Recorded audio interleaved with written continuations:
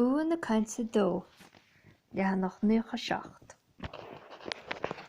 Bí ag scríobh €10, €20, €30, €10, €50.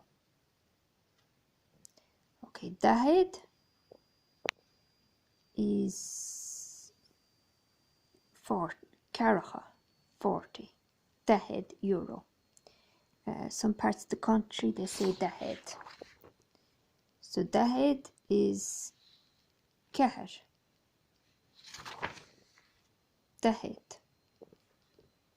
€10, €20, €30, €10, €50. So if you listen to the Irish Lotto, she says Iver a 10.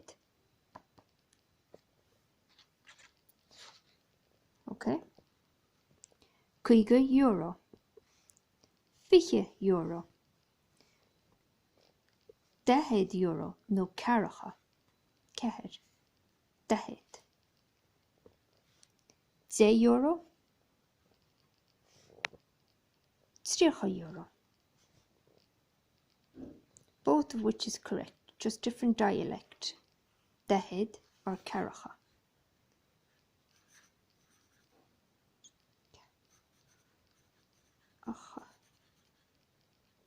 Okay, so some books you might see that word, some books you'll see this. 10 is mostly used in Dublin. Caracha, 10 euro, caracha euro. Siopa na bPeatai. Cévéad ar an iasc. Iasc orga. Loch. Cut. Hamster. Mada. Neher. Éan. Cunín. Cruggal. Loch.